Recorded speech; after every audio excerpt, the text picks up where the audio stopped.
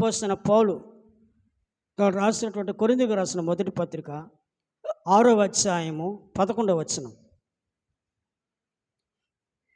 మీలో కొందరు అట్టివారై ఉంటిరి కానీ ప్రభు అయిన యేసుక్రీస్తు నామములను మన దేవుని ఆత్మయందును మీరు కడుగబడి పరిశుద్ధపరచబడిన వారై నీతిమంతులుగా తీర్చబడి తిరిగి పరిశుద్ధపరుస్తున్నాడు.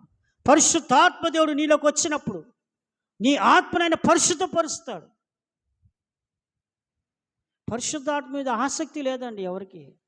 నీకేం కావాలని అడిగావనుకో, వాడు ఏమంటాడు? ఒక మంచి ఇల్లు కావాలయ్యా.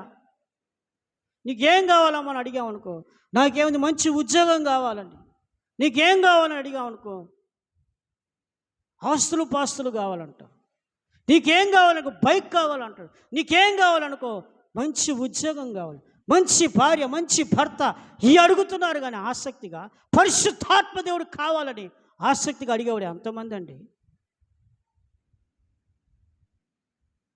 పరిశుద్ధాత్మ దేవుడు నీలోకి వచ్చినప్పుడు, దేవుని ఆత్మదేవుడు నీలోకి వచ్చినప్పుడు, ఆత్మదేవుని యొక్క శక్తి, పరిశుద్ధాత్మ దేవుని ఆత్మ నీలోకి వచ్చినప్పుడు నీవు పరిశుద్ధపరచబడతావు. నీ ఆత్మ పవిత్రపరచబడుతుంది.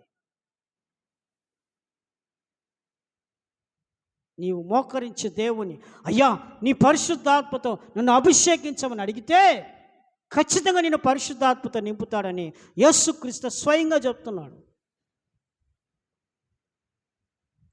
అలాగే 10 మంది యవనస్తురాలు వాళ్ళు సెలవులకి ఇంటికి పోకుండా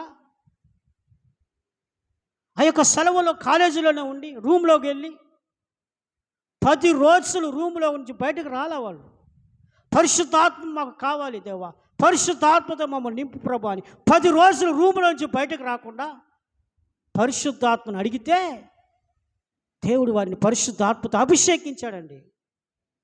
వాళ్ళు అగ్నితో నింపబడ్డారు. వాళ్ళు ఉన్నటువంటి రూము అగ్నితో కాల్చబడుతూ అగ్నితో నింపబడింది. నీలో దేవుని ఆత్మ పొందాలని ఆసక్తి నీలో ఉండాలి. పరిశుద్ధాత్మను పొందాలన్న ఆసక్తి నీలో ఉండాలి.